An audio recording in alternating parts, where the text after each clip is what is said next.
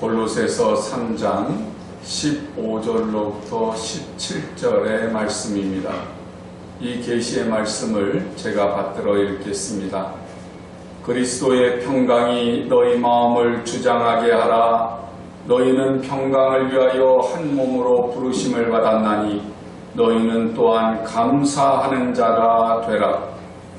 그리스도의 말씀이 너희 속에 풍성히 거하여 모든 지혜로 피차 가르치며 권면하고 시와 찬송과 신령한 노래를 부르며 감사하는 마음으로 하나님을 찬양하고 또 무엇을 하든지 말에나 일에나 다 주 예수의 이름으로 하고 그를 힘입어 하나님 아버지께 감사하라. 아멘. 우리 먼저 좌우 옆으로 서로 인사를 나누시겠습니다. 예수님 닮으셨습니다. 예수님 닮으셨습니다. 이제 마지막 주일을 맞이해서 우리 서로에게 감사의 마음을 가지고 진심으로 감사 인사를 한번 하시면 좋겠어요. 한 해 동안 감사합니다. 예, 한 해 동안 감사합니다. 저도 진심으로 이 코로나 시대에 여러분들께 감사의 말씀을 드립니다. 힘들고 어려운 상황이지만 믿음을 지켜주시고 또 경제적으로도 어려운데 교회를 지키시고 하나님의 은혜 가운데서 여러분의 자리를 굳건하게 지켜주셔서 진심으로 감사의 말씀을 드립니다. 감사합니다. 올 한 해를 성령의 열매를 맺는 교회, 그렇게 우리가 이제 주제를 삼고 한 해를 시작했는데 벌써 코로나의 혼돈 속에서 한 해의 마지막 주일을 맞이하게 되었습니다. 이 시대가 어느 시대보다 사실 따지고 보면 좀 풍요로운 시대잖아요. 우리 어렸을 때 이때쯤 되면 다들 기억나시죠?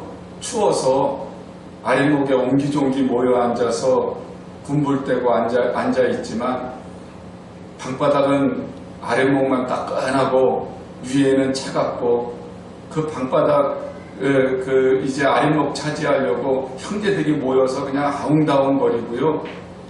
이때쯤 되면 또 옷을 여러 겹 껴입었기 때문에 이도 있어가지고 이 잡느라고 바쁘잖아요.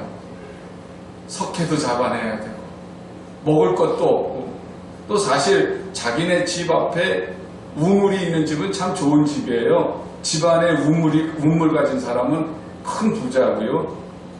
마을에 공동 우물이 있어서 거기서 물도 와야 되고 저도 어렸을 때 그 기억이 있어요.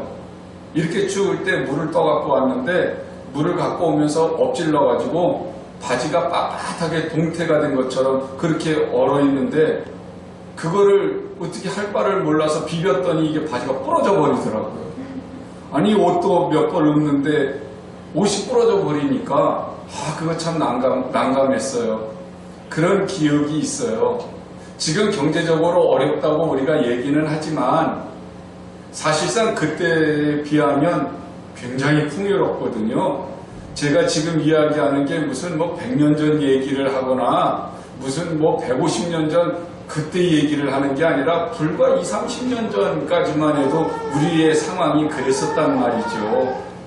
그런데 그런 상황을 이제 지나서 이렇게 지금 경제적으로 어렵다고 얘기하고 코로나 시대라고는 얘기하지만 그럼에도 불구하고 우리는 지금 넉넉하고 풍요롭게 이 추운 겨울에도 두툼한 외투를 입고 따뜻하게 그 집을 따숩게 하고 지내잖아요.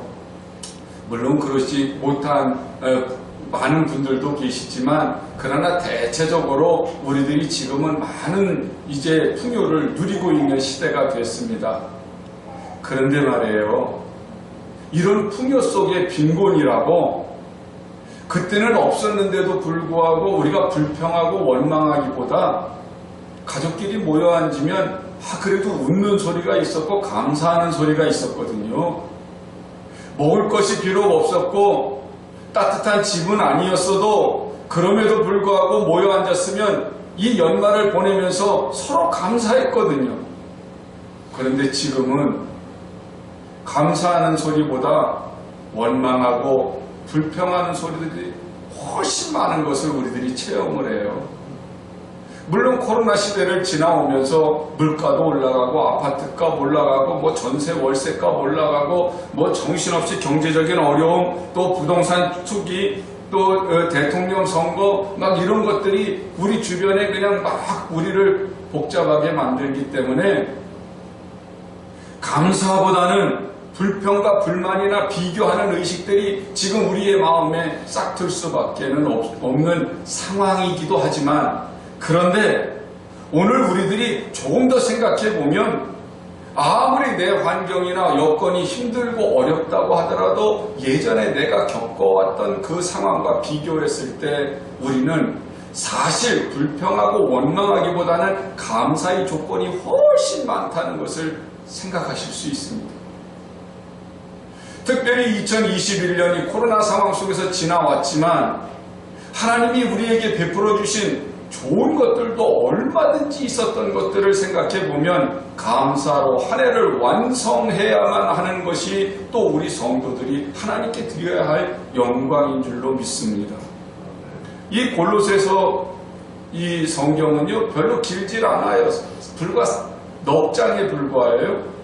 그런데 이 불과 넉 장에 불과한 이 골로새서 안에 주제가 되는 단어가 계속 나오는데 그게 뭐냐면 감사예요. 오늘 본문 말씀 15절로부터 17절에 있는 말씀도 보면 세 절의 말씀이지만 매 절마다 감사의 얘기가 있어요.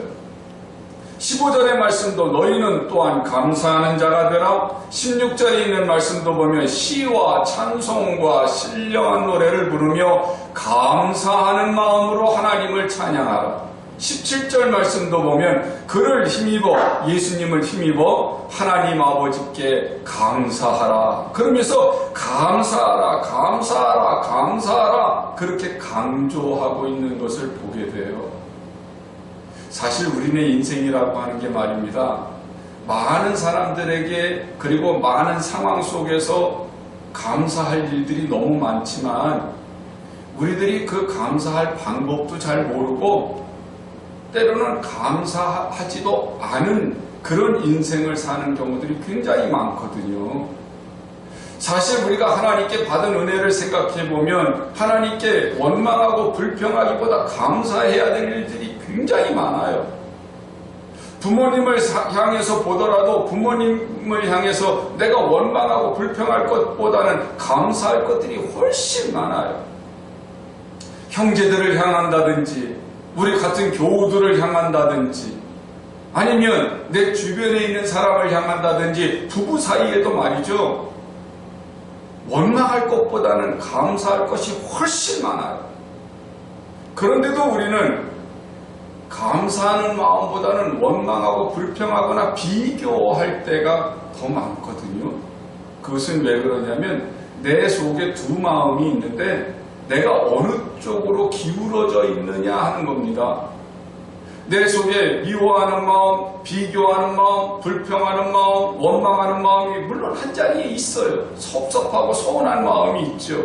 그런데 또 한 자리에는 감사하는 마음, 고마운 마음, 정말 내가 은혜를 갖고 싶은 마음, 이런 마음들이 자리 잡고 있어요. 그때에 내가 어느 쪽으로 내 마음을 기울 것인가 하는 거예요. 내 안에 두 마음 가운데서 무엇에 내가 더 익숙하고 무엇에 더 내 관심을 집중하느냐에 따라서 나는 한 해를 감사한 마음으로 마무리할 수도 있고 불평하고 원망하고 시기하고 질투하는 마음으로 한 해를 마무리할 수도 있습니다. 여러분은 어떤 마음으로 한 해를 마무리하고 싶으세요? 우리가 한 해를 마무리하려면 감사하는 마음으로 마무리를 해야 새해를 맞이할 때도 새로운 마음으로 활기차게 시작을 하지. 한 해를 불평하는 마음, 남 탓하는 마음, 원망하는 마음 이런 마음을 가지고 마무리를 하면 새해도 별로 소망이 없습니다. 그렇기 때문에 우리들은 하나님의 은혜 가운데서 감사를 회복하셔야 되고요. 당연히 우리의 가정이 천국으로 만들어가고 내 삶의 터전이 천국으로 만들어가고 내가 천국을 사는 사람이 되기 위해서는 사실 내 마음속에 감사로 가득히 채워야지, 그렇지 않으면 천국이 이루어질 수가 없어요. 오늘 15절의 말씀을 다시 한번 읽어보면은요, 그리스도의 평강이 너희 마음을 주장하게 하라. 너희는 평강을 위하여 한 몸으로 부르심을 받았나니 너희는 또한 감사하는 자가 되라. 그렇게 말씀을 하시거든요. 감사하는 그 조건이 뭐예요? 내 마음에 주님의 평강이 있어야 감사가 돼요. 그렇다고 하면 진정한 감사는 내가 감사해서 감사하는 것보다 감사하지 못할 때에도 감사해야 되는 거죠.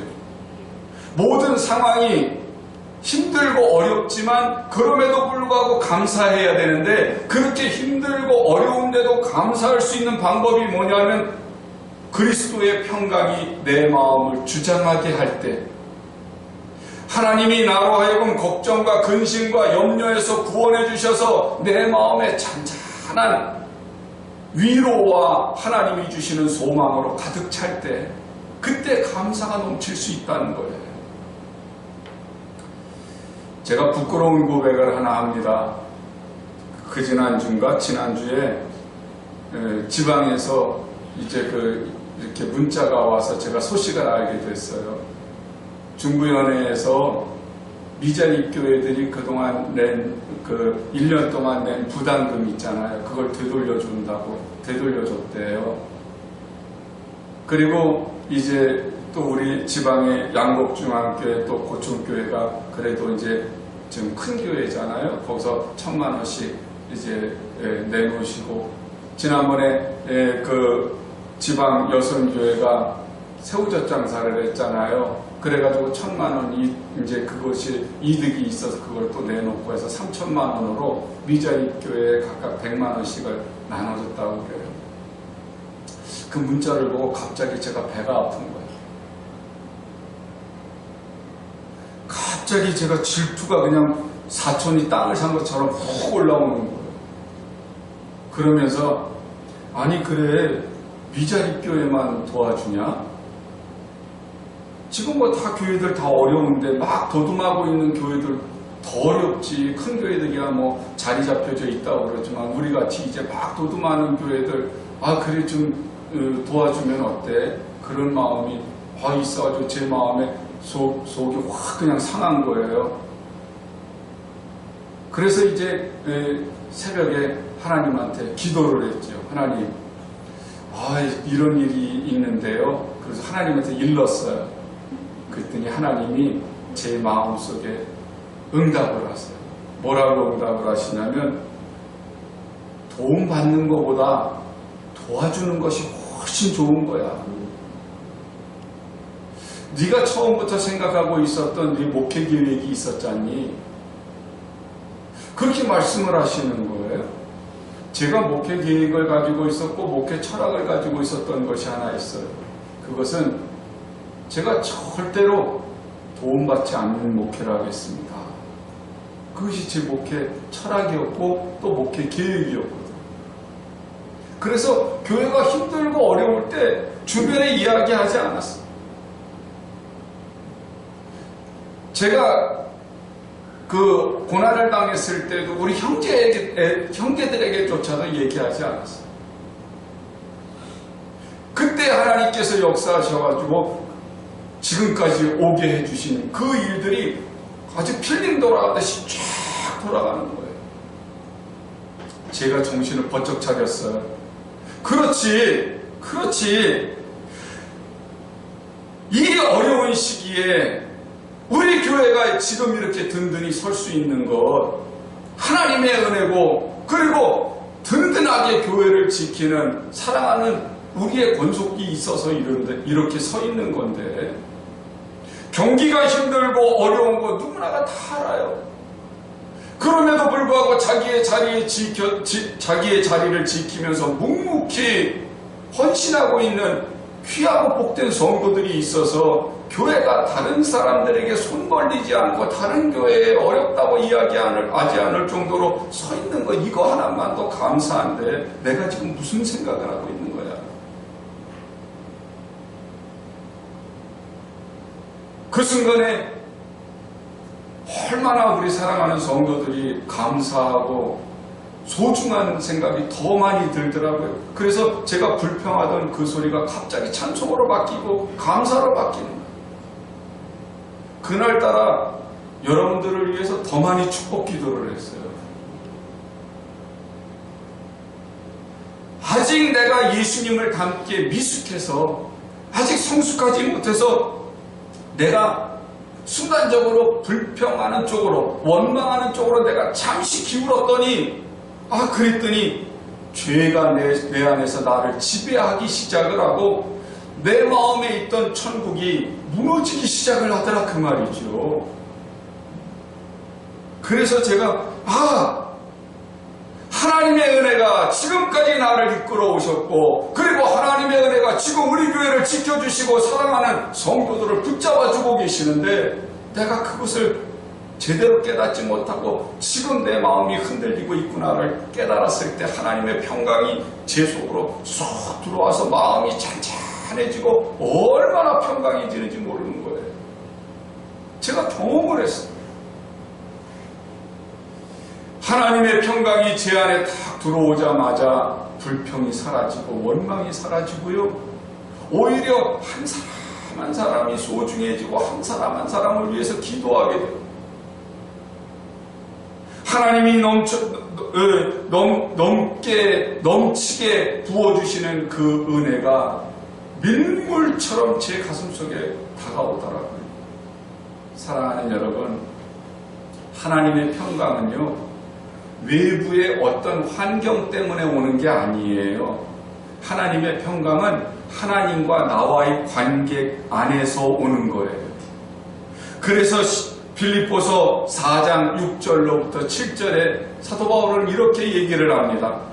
아무것도 염려하지 말고 다만 모든 일에 기도와 간구로 너희 구할 것을 감사함으로 하나님께 아뢰라. 그리하면 모든 지각에 뛰어난 하나님의 평강이 그리스도 예수 안에서 너희 마음과 생각을 지키시리라. 할렐루야. 제가 체험을 했다니까요. 평상시에도 여러 번 체험을 했지만 이번 주에는 더 많이 체험을 했어요. 지금까지의 경험을 제가 보더라도 염려할 수밖에 없는 상황 속에서 하나님께 기도와 간구를 하는데 지금까지 베풀어 주신 하나님의 은혜가 쫙 중화등처럼 지나가면서 지금 당하고 있는 고난 하나님이 또 이기게 해주시겠구나 라고 하는 확신이 확 다가오는 거예요. 그러니까 지금 당한 고난만 보고 있을 때는 불평하고 원망했던 것이 오히려 하나님께 기도하는 순간에 과거에 나를 지켜주신 하나님이 확 떠오르면서 이제 지금 이 고난도 이기게 해주시겠구나. 그러면 지금 이 고비를 넘어가면 더 좋은 것들이 나를 기다리고 있겠구나 라고 하는 그 감사가 막 물밀듯이 넘쳐나니까 염려와 근심의 기도가 끝에는 무엇으로 종결이 되어지냐면 감사의 기도로 종결이 되어지더라, 그 말입니다. 맞습니다. 사랑하는 여러분, 이것이 지금까지 우리가 두려움과 염려에서 벗어나는 일이에요. 지금까지 내가 살아오면서 이제 2021년을 바라보고 두려워서 염려했던 그 모든 것들을 털어버릴 수 있는 일이에요. 그리고 감사로 마무리를 하고 2022년을 맞이할 수 있는 새 마음을 가질 수 있는 비결이 되는 겁니다. 염려와 불평이 감사와 찬송의 기도로 바뀌어지면 승리할 수 있는 하나님의 약속이 믿어지고요. 그리고 밝은 미래를 바라볼 수 있는 영안이 열리게 돼요. 16절의 말씀을 다시 한번 보시면 그리스도의 말씀이 너희 속에 풍성히 거하여 모든 지혜로 피차 가르치며 권면하고 시와 찬송과 신령한 노래를 부르며 감사하는 마음으로 하나님을 찬양하고 그러거든요. 시와 찬송과 신령한 노래로 하나님께 감사하는 마음으로 찬송할 수 있는 비결이 뭐냐? 내 마음에 그리스도의 마음이, 그리스도의 말씀이 풍성할 때, 말씀으로 충만할 때, 성령으로 충만할 때, 그때 내 안에 있던 염려와 근심, 두려움이 사라지고 하나님께 감사할 수 있다는 거예요. 여러분, 우리 마음에 무엇이 채워져 있는가가 이렇게 중요한 거예요. 내가 다른 사람에 대한 섭섭함이나 가정에서 혹시 형제나 배우자에 대한 섭섭함을 가지고 있으면 무슨 감사가 나오겠어요? 다른 사람과 비교했을 때 나의 삶을 바라보면 무슨 감사가 나오겠어요? 그러니 우리가 텔레비전이나 인터넷이나 영화나 홈쇼핑이나 사람들의 교제를 통해서 우리들이 많은 영향을 받는데 그 많은 영향, 받는 영향이 다 뭡니까? 제가 보니까 요즘은 모든 사람들이 한 가지를 주장하고 있더라고요. 돈이에요, 돈. 돈이면 모든 게 다 된다는 거예요. 그러다 보니까 성도들조차도 신앙생활의 목표가 돈이에요. 부자 되는 거야. 신앙생활의 목표가 돈이면 인생의 목표도 뭐겠어요? 돈이죠. 그러니까 돈 때문에 웃고 울다 보니까 신앙생활이라고 하는 것은 하나님이 주시는 평안으로 말미암아 천국을 누리는 생활인데 하나님이 주시는 그 평안이 아니라 돈 몇 푼 가지고 웃기도 하고 울기도 하고 돈이 천국이 됐다가 지옥이 됐다가 그렇게 돼버리고 마는 거예요. 파스칼은 이런 얘기를 합니다. 하나님과 무관하게 사는 무신론자는 어리석은 사람이고 하나님을 찾기만 하는 사람은 피곤하고 불행하게 사는 사람이다. 그럼 누가 행복한 사람이냐? 하나님을 믿는 도리에 맞게 사는 사람. 그 사람은 행복한 사람이다. 왜 하나님을 찾는 사람은 피곤하고 불행하게 살아요? 그 신앙의 초점을 어디다 맞추니까? 자기 욕심에다 맞추니까 그냥 하나님을 자기 필요한 것을 이루는데 사용하는 수단으로만 여기니까. 천국은요 하늘나라에 있지만 그런데 우리가 이 세상에서 누릴 수 있는 것들이에요. 성경은 천국을 누리는 생활을 하는 성도가 되기 위해서는 세상적인 것이 아니라 그리스도의 말씀으로 충만해야 하고 성령으로 충만해야 함을 받을 때에 천국을 누릴 수 있다고 이야기를 해요. 여러분 그렇지 않아요? 우리들이 지금까지 돈이라고 하는 것에 확 꽂혀 있으니까 내가 생각하는 것이 뭐예요? 돈. 말하는 것이 뭐예요? 돈. 내 인생관이 뭐예요? 돈. 부자 되는 거. 아니. 그래서 어떻게 천국을 누려요? 몇 푼 갖고 벌벌벌 떨면 아이들에게 사줄 수 있는 것도 사주지도 못해. 벌벌벌 떨면 가정에서 그냥 웃으면서 뭐 좀 쓰고 싶은 것들도 마음대로 못해. 매일 계산하는 일에 바쁘지요.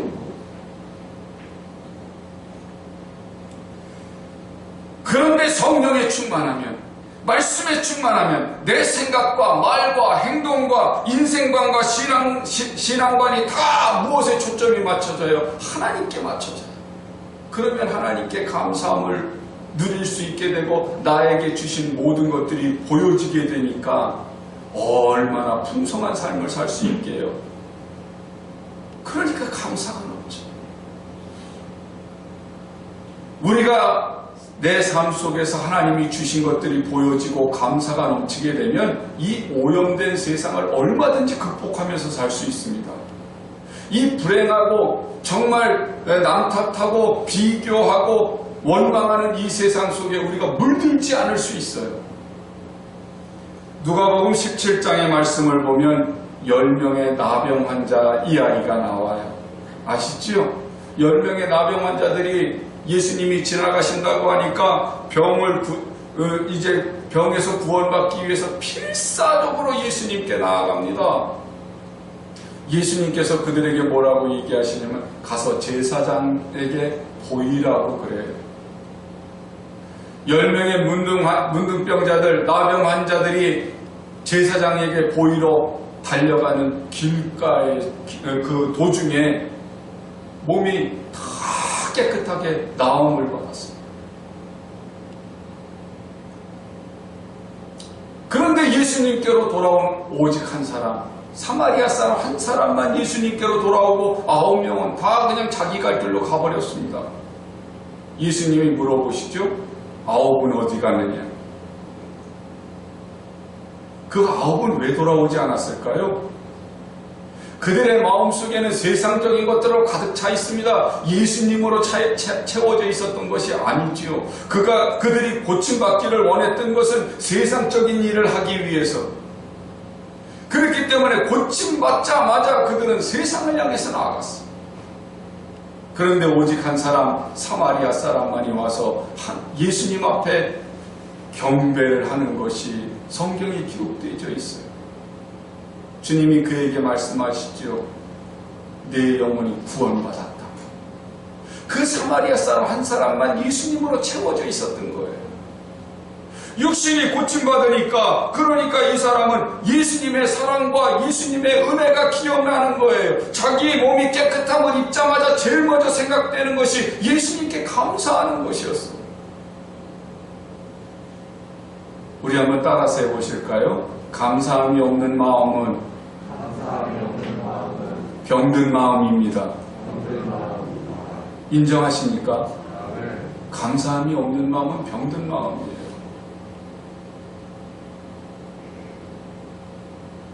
자녀에 대한 감사, 부모에 대한 감사, 부부간의 감사, 우리 교우들 간의 감사, 이웃에 대한 감사, 더 나아가 하나님께 대한 감사, 감사의 마음이 없는 것은 병들어 있어요. 왜냐하면 늘 불평과 원망이 있고 늘 비교의식에 사로잡혀 있고 열등감에 사로잡혀 있으니까 병든 마음일 수밖에 없어요. 감사하는 사람이어야 기적의 사람이 돼요. 감사하는 사람이 되어야 하나님의 쓰임받는 사람이 돼요. 감사하는 사람이 되어야 새로운 시대를 여는 사람이 될 수 있어요. 사마리아 사람을 보세요. 사마리아 사람은 주님 앞에 나가 경배하고 감사하는 마음을 갖잖아요. 오늘 17절에 있는 말씀도 뭐라고 얘기를 해요? 무엇을 하든지 말을 하든지 일을 하든지 다 누구의 이름으로? 주 예수의 이름으로 하고 그를 힘입어 하나님 아버지께 감사하라 그러거든요. 아마도 사마리아 사람은 이제 그 뒤에 얘기는 성경에 없지만 우리가 생각해 보건대 그 사마리아 사람은 아마 무슨 일이 있을 때마다 하나님이 나를 고치셨다고 예수님께서 나를 치유하셨다고 간증하지 않겠습니까? 그렇지 않아요? 9명은 무슨 얘기를 하겠어요? 나 재수가 좋았어. 그날따라 예수라는 청년이 지나가길래 갔더니 그 양반이 제사장한테 보이라고 그래서 우리가 그냥 달려가다 보니까 몸이 나아가지고 내 집에 왔잖아. 아마 그렇게 얘기할 거예요. 그러나 사마리아 사람은 평생 주님께 감사의 찬송을 드리면서 주님이 아니셨다면 나는 문둥병으로 죽었을지 몰라. 아마 사람들에게 예수님을 증거했을 거예요. 차원이 다릅니다. 살아가는 생각이 다릅니다. 말하는 방식이 다릅니다. 여러분, 말을 하든지 일을 하든지 다 예수의 이름으로 하라고 하는 말은 내 힘의 근원이 누구시다? 예수님이시다. 나는 누구의 사람이다? 예수님의 사람이다. 아쉽고 필요할 때만 예수님을 찾으라는 얘기가 아니에요. 9명은 아쉽고 필요할 때만 예수님을 찾잖아요. 그런데 사마리아 사람은 아쉽고 필요할 때만 예수님을 찾은 게 아니라 아쉽고 필요할 때 예수님을 만났고, 그리고 그 인생이 달라진 이후에는 자기의 인생을 하나님의 손에 맡겨버려요. 우리 역시 마찬가지 아니겠습니까? 우리 역시 하나님께 우리의 인생을 맡긴 사람들이잖아요. 그렇기 때문에 우리가 하나님께 우리의 인생을 맡겼다면 바로 주님의 주시는 힘으로, 주님께서 나의 왕이시고 나의 주인이시라고 하는 그 의식을 가지고, 믿음을 가지고 신앙생활 하셔야 될 줄로 믿습니다.